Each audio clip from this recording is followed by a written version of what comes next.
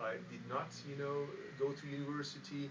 I did not have a high school diploma, and I'm of Turkish origin. My parents came as working class people to Germany.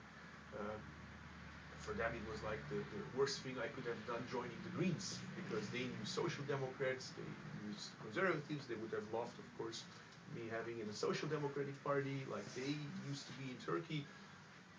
And then I joined these strange Greens who at that time looked very different from me today. You know, so they were like, "Oh my God, they will use drugs and we have sex parties and so on." Well, if they would have only known that we never had sex parties. I'm still waiting. Tonight. Okay, I saved. It's implied. We will arrange you. Joke.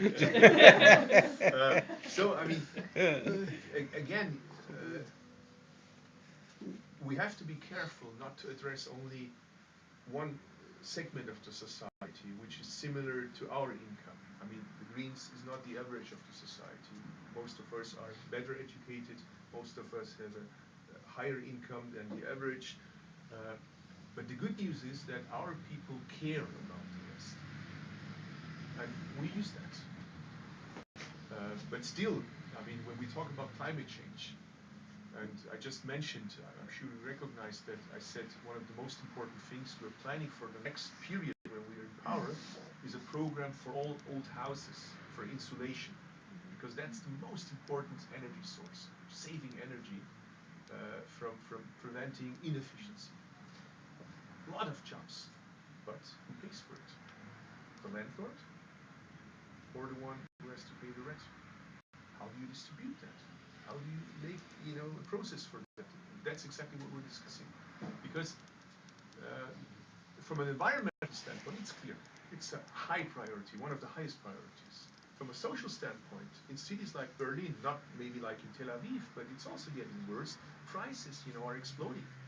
In some neighborhoods, you have gentrification. In some neighborhoods, people cannot afford anymore to stay there. And of course, if you make insulation the way we want it, from a green standpoint, prices will go up.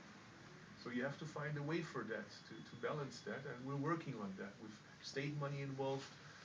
Very difficult, I can tell you. When I did in the last election campaign in Berlin, I briefly mentioned that. One of the things that really disturbs me is that there's an image of the Turkish community. Turks like plastic bags. Uh, so there's a famous Turkish market close to where I live. We went there and we talked to all the people that sell their fruit and everything, and said, you know, we make bags for you without plastic, paper bags, or how do you call them? Cotton. Hmm? Cotton bags, and make them very fancy. And we also write Turkish on them, so that one can use it. And they loved it. They said, it's not we who are against it. The customers want it. When you ask them, they say it's not us, they offer it. So we said, okay, then let's make a campaign there. We make this for one day. It doesn't change it, of course, immediately. But at least you start.